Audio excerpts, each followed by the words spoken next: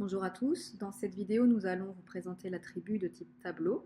Donc, comme pour créer d'autres types d'attributs, rendez-vous dans l'onglet Attributs, puis Nouveau et Nouvel attribut. Ici vous allez venir cliquer sur Créer un tableau. Pour l'exemple, nous allons créer un tableau qui servira à renseigner des données logistiques.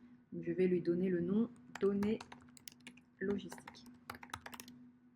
Comme d'habitude, vous pouvez sélectionner le groupe d'attributs dans lequel il sera rangé ou affiché en fait sur votre fiche produit. Commençons du coup par configurer les en-têtes du tableau. Il s'agit d'un tableau à double entrée, une entrée là, une entrée là. Sur la première ligne, du coup, je vais indiquer mes noms de colonnes. Par exemple, ici, je vais indiquer produit pour avoir dans cette colonne en fait les données logistiques du produit nu. Ici, le packaging 1. Et je vais ajouter une colonne, du coup, pour les informations de mon packaging 2, par exemple.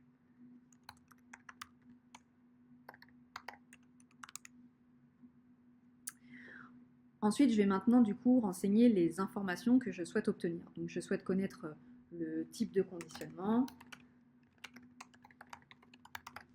Je souhaite connaître, par exemple, la hauteur de mon produit, de mon packaging 1 et de mon packaging 2.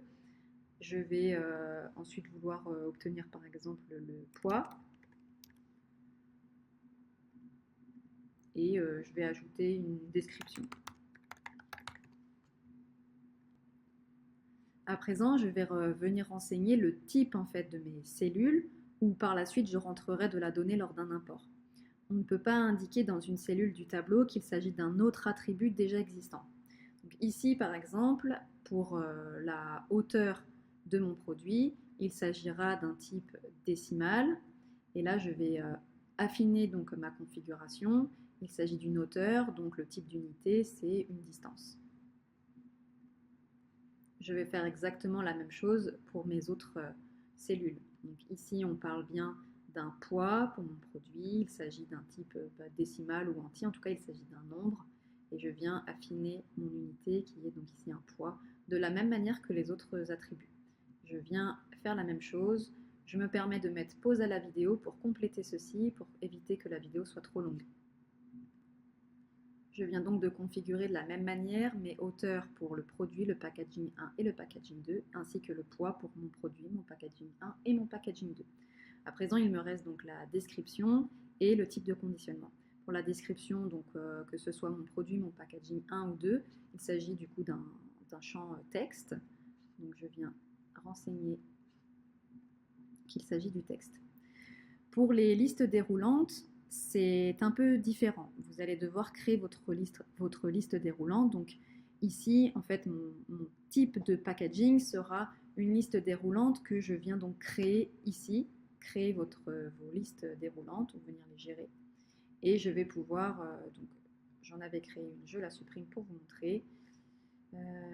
Donc je vais créer une autre liste, c'est pas grave. Et je vais venir donc renseigner le nom de ma liste. Donc ici, je veux renseigner le type de packaging, par exemple. Et je vais donc ajouter des choix possibles. Donc par exemple, mon packaging, ça peut être un carton. Il peut s'agir d'une palette. Il peut s'agir d'une pochette.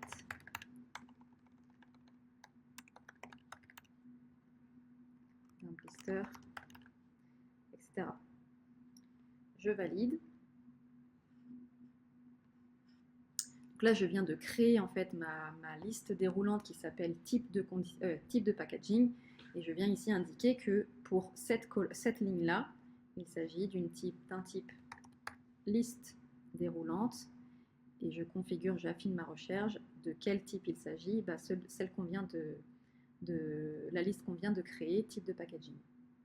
J'applique exactement la même chose pour les autres cellules.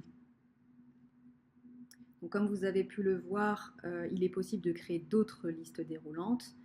Votre attribut là, à présent, de type tableau, donc, est prêt. Cliquez ici sur Valider.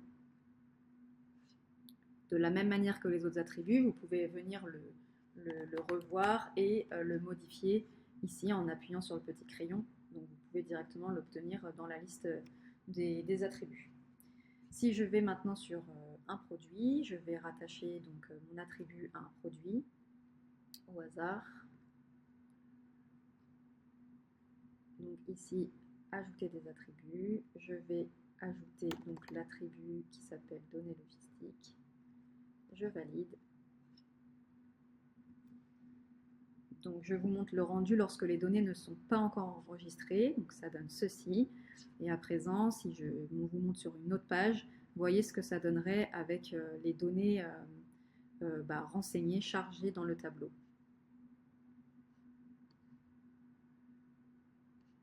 Voilà, pour gérer votre attribut maintenant de type tableau à l'import et à l'export, veuillez retrouver ces vidéos tutoriels dans les rubriques concernées.